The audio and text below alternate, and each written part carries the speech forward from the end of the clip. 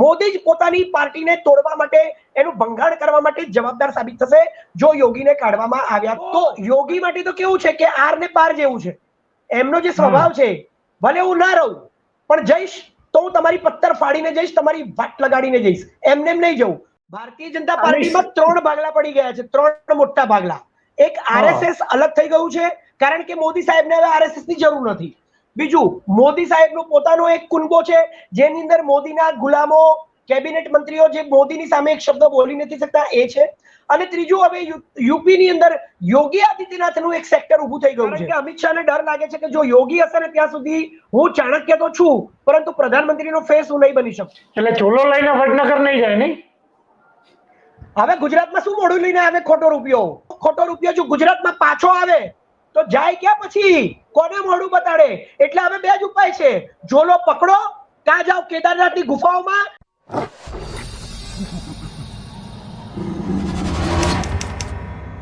કે ઉત્તર પ્રદેશની ખુરશી પરથી, એટલે કે મુખ્યમંત્રીની ખુરશી પરથી હવે યોગીને હટાડવાનો પ્રયાસ થઈ રહ્યો છે.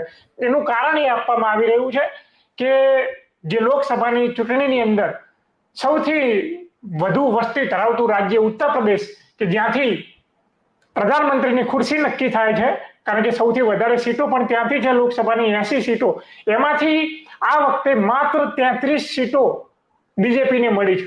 એટલે બીજેપીની કરારી હાર ઉત્તર પ્રદેશમાં થઈ છે.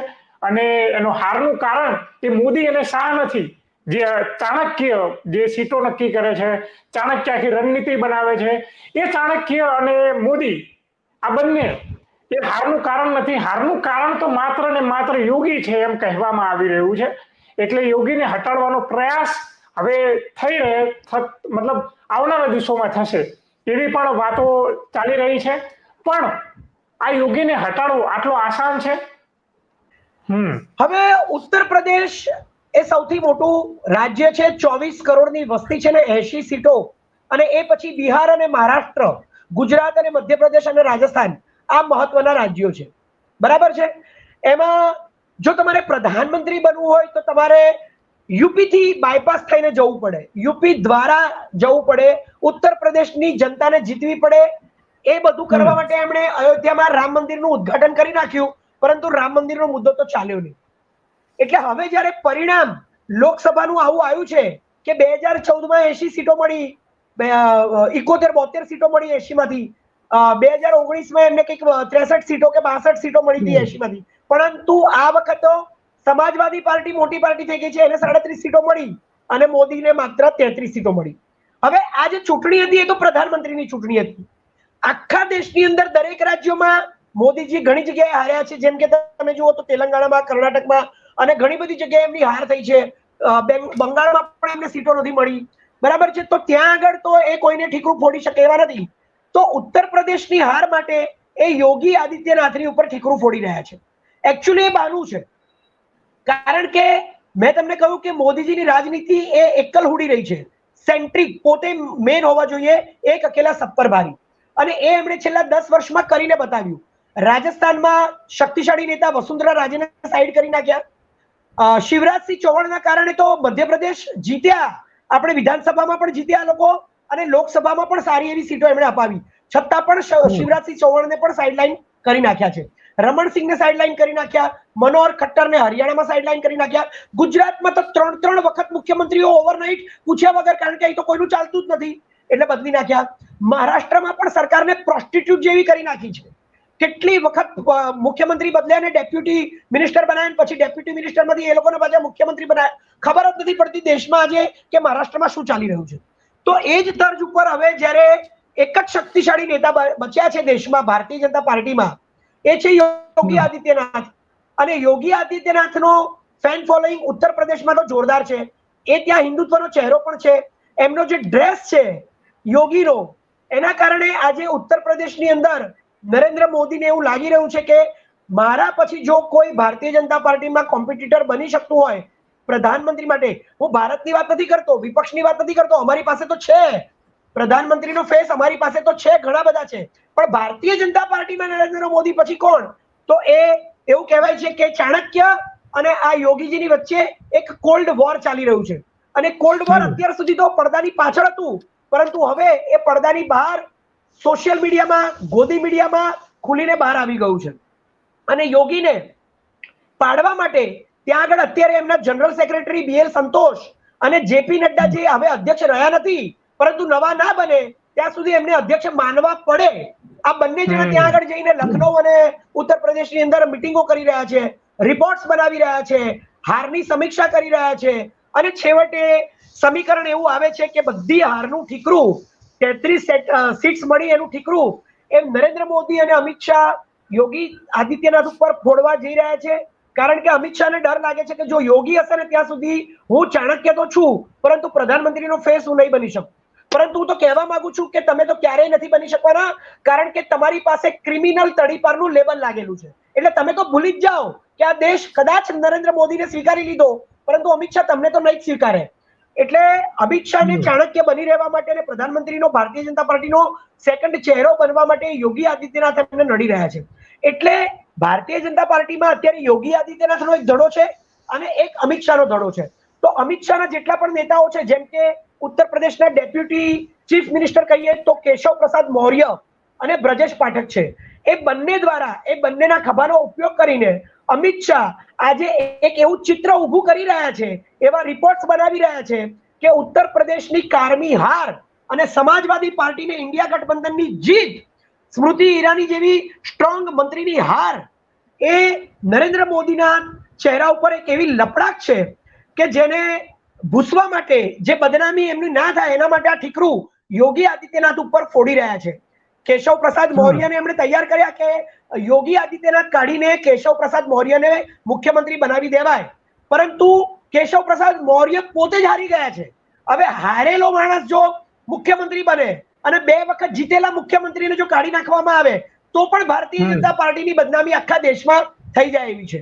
પરંતુ એની સાથે સાથે યોગી આદિત્યનાથ એટલા સ્ટ્રોંગ છે કે એને કાઢવા માટે આ સરકાર થનગની રહી છે. પરંતુ યોગી આદિત્યનાથ એ વસુંધરા રાજે નથી. યોગી આદિત્યનાથે શિવરાજસિંહ ચૌહાણ, મનોહરલાલ ખટ્ટર, રમણસિંહ, ભૂપેન્દ્ર પટેલ, રૂપાણી કે આનંદીબેન પટેલ નથી. એ મોદી સાહેબ ભૂલી રહ્યા છે. તો આ એક ચિત્ર યુપીનું છે. તો આ સરકારની અંદર ત્રીજી વખત શપથ લીધા પછી નરેન્દ્ર મોદીનું માનસિક સંતુલન એટલું ખોરવાઈ ગયું છે કે એક બાજુ RSS હેરાન કરે છે, એક બાજુ યોગી આદિત્યનાથ હેરાન કરે છે, એક બાજુ ભારતીય જનતા પાર્ટીમાં પડેલો ગડકરીનો ધડો હેરાન કરે છે, એક બાજુ કોંગ્રેસ હેરાન કરે છે, એક બાજુ વિપક્ષ અને ઇન્ડિયા ગઠબંધન હેરાન કરે છે, એક બાજુ નાની સરકાર હેરાન કરે છે. આ 10 પગવાળી ઓક્ટોપસી સરકાર આજે નરેન્દ્ર મોદી માટે માથાનો દુખાવો બની ગઈ છે અને એનું પરિણામ આજે ટ્વિટર ઉપર, એક્સ ઉપર નરેન્દ્ર મોદી એક મોટું ગપગોળું ફેંકીને સાબિત કર્યું છે કે નરેન્દ્ર મોદીનું માનસિક સંતુલન ખોરવાઈ ગયું છે અને ટૂંક જ સમયમાં કદાચ આ સરકાર જોલો પકડીને ચાલતી પકડશે એવું લાગી રહ્યું છે. જેમ અન્ય બધા રાજ્યોની અંદર જે રિમોટ કંટ્રોલ વાળા મુખ્યમંત્રી બેસાડે છે, જેમ મધ્યપ્રદેશની અંદર જે મોહનલાલ યાદવને બેસાડ્યા, રાજસ્થાનની અંદર ભજનલાલ શર્માને બેસાડ્યા, એવી રીતે જો કદાચ યોગીને અહીંયાથી હટાડવામાં આવે અને બીજા કોઈને અહીંયા બેસાડવામાં આવે તો યોગી સીધા પોતાના મઠમાં કરી જશે કે પછી યોગી પોતાનું કંઈક અસ્તિત્વ બચાવવા માટે આ મોદી અને શાહની વિરુદ્ધમાં લડશે. જો એ લડશે તો પછી ભાજપમાં 2 ભાગલા પડી જશે કે પછી જો ભાજપમાં તો સાગરભાઈ લડશે તો ભાજપમાં 2 ભાગલા પડી જશે કે પછી આજે અમિત શાહ છે એમની રણનીતિ કામયાબ થશે. હવે આ લોકોનું કશું કામયાબ થવાનું નથી. ભાજપમાં તો ભાગલા પડી જ ગયા છે. શું કામયાબ ના થાય? અમિત શાહ ચાણક્ય નથી. તમે મારી વાત તો સાંભળો, પહેલા હું આગળ બોલું એ તો સાંભળો શું બોલવા જઈ રહ્યો છું. હવે ભારતીય જનતા પાર્ટીમાં અમિત શાહ ચાણક્ય નથી રહ્યા અને નરેન્દ્ર મોદીની મોદી સરકાર નથી રહી. ભારતીય જનતા પાર્ટીમાં 3 ભાગલા પડી ગયા છે, 3 મોટા ભાગલા. એક RSS અલગ થઈ ગયું છે કારણ કે મોદી સાહેબને હવે RSS ની જરૂર નથી. બીજું, મોદી સાહેબનો પોતાનો એક કુનબો છે જેની અંદર મોદીના ગુલામો, કેબિનેટ મંત્રીઓ જે મોદીની સામે એક શબ્દ બોલી નથી શકતા એ છે. અને ત્રીજું, હવે યુપીની અંદર યોગી આદિત્યનાથનું એક સેક્ટર ઊભું થઈ ગયું છે.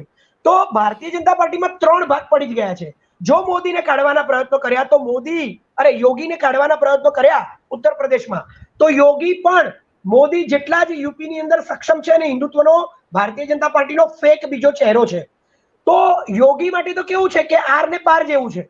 એમનો જે સ્વભાવ છે, ભલે હું ના રહું પણ જઈશ તો હું તમારી પથ્થર ફાડીને જઈશ, તમારી વાટ લગાડીને જઈશ, એમને એમ નહીં જવું. હું વસુંધરા રાજેની જેમ ચૂપ નહીં રહી જાઉં, હું શિવરાજસિંહ ચૌહાણની જેમ હાથ નહીં આમ કરીને ઉભો રહી જાઉં, કે હું રમણસિંહની જેમ મીડિયામાં જઈશ જ નહીં કહેવા માટે કે મને કાઢી મૂક્યું. યોગી આદિત્યનાથ થઈ શકે કે કદાચ ગોરખપુર પાછા પોતાના ત્યાં જતા રહે, કદાચ એમની પોતાની જે હિન્દુ વાહિની હતી એને એક્ટિવ કરે, પરંતુ યોગી આદિત્યનાથ એ નરેન્દ્ર મોદી અને નીતિશ કુમાર જેવા જ એમ્બિશિયસ મુખ્યમંત્રી છે અને એક બહુ જ મોટા ઉત્તર પ્રદેશ જેવા રાજ્યના મુખ્યમંત્રી હોવાથી એ વસુંધરા રાજે કે શિવરાજસિંહ ચૌહાણની જેમ ચૂપચાપ નથી થવાના.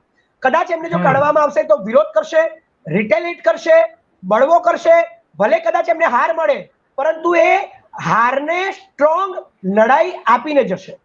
2027માં વિધાનસભા ચુનાવ આવે છે ઉત્તર પ્રદેશના, એટલે યોગી આદિત્યનાથને કાઢશે ને તો યોગી આદિત્યનાથનું હજી પણ ઉત્તર પ્રદેશમાં વજૂદ છે, યોગી આદિત્યનાથનું હજી પણ ફેન ફોલોઈંગ છે. જો યોગી આદિત્યનાથને કાઢવામાં આવશે તો જેવી રીતે અરવિંદ કેજરીવાલને સિમ્પથી મળી, હેમંત સોરેનને સિમ્પથી મળી, મહારાષ્ટ્રની સરકારમાં ઉદ્ધવ ઠાકરેને સિમ્પથી મળી અને હરિયાણામાં કોંગ્રેસની સરકાર અને ઇન્ડિયા ગઠબંધનની સરકારને સિમ્પથી મળી રહી છે, એ જ તર્જ ઉપર યોગી આદિત્યનાથને સિમ્પથી મળશે અને આવનારા 10 સીટોના ઉપચુનાવમાં હમણાં થઈ ગયેલા 13 ઉપચુનાવની અંદર જે પરિણામ આવ્યું એનાથી પણ ખરાબ પરિણામ આવશે.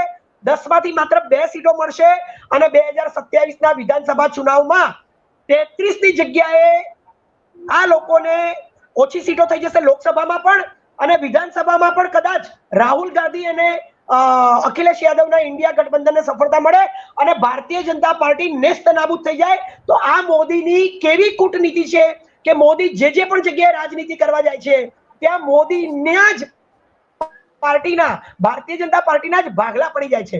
મોદી જ પોતાની પાર્ટીને તોડવા માટે, એનું ભંગાણ કરવા માટે જવાબદાર સાબિત થશે જો યોગીને કાઢવામાં આવ્યા તો. અને મોદીજી મેં જેમ કહ્યું કે ઝોલો પકડીને એ કાં તો કેદારનાથની ગુફામાં જશે અથવા તો સ્વામી વિવેકાનંદના પેલા એમાં ટ્રસ્ટમાં જશે મેડિટેશન કરવા માટે, એ નક્કી છે. એટલે ચોલો લઈને વડનગર નહીં જાય નહીં. હવે ગુજરાતમાં શું મોઢું લઈને આવે ખોટો રૂપિયો? આને તો ખોટો રૂપિયો કહેવાય કે ગયો તો દેશમાં 50 વર્ષ રાજ કરવા માટે એક અકેલા સપ્પર ભારી અને કોંગ્રેસને નેસ્ત નાબૂદ કરવા માટે. હવે જો આ રૂપિયો એ દિલ્હીમાં જઈને પાછો ગુજરાતમાં આવે તો વધારે નીચું જોવા જેવું થાય. પેલું મેં કહ્યું કે સાપે છછુંદર ગળ્યો અને આ બેસાખીની સરકાર બની, એનડીએ માંથી મોદી સરકારમાંથી એનડીએ બની ગઈ. એવી રીતે આ રૂપિયો ગયો તો હતો મોટા ઉપાડે, પણ ડોલરને 100 રૂપિયા કરી નાખ્યા અને રૂપિયાને નીચો કરી નાખ્યો. એવો ખોટો રૂપિયો જો ગુજરાતમાં પાછો આવે તો જાય ક્યાં પછી? કોને મોઢું બતાડે? એટલે હવે 2 જ ઉપાય છે, ઝોલો પકડો કાં જાઓ કેદારનાથની ગુફાઓમાં જ્યાં તમે 228 કિલો સોનું ચોરી લીધું છે એવું શંકરાચાર્ય કહે છે, હું નથી કહેતો. કાં તમે જાઓ સ્વામી વિવેકાનંદના ટ્રસ્ટમાં જે મેડિટેશન કરવા ગયા અને તમને 400 ના મળી પરંતુ 240 જ મળી. એટલે તમારો ઉદ્ધાર હવે સ્વામી વિવેકાનંદના ટ્રસ્ટમાંય નથી, કેદારનાથની ગુફામાંય નથી, ગુજરાતમાંય નથી અને ભારતમાંય નથી. તમે તમારી પાર્ટીને તોડી, તમે તમારી સરકારને બદનામ કરી, તમે તમારું પોતાનું કરિયર ખરાબ કર્યું, તમે તમારી જાતે જ હાર્યા, તમારા અહંકાર, અભિમાન અને ઘમંડમાં હાર્યા. જી સાગરભાઈ, અમારી સાથે વાત કરવા બદલ ખૂબ ખૂબ આપનો આભાર. આ હતા આપણી સાથે સાગરભાઈ શાહ,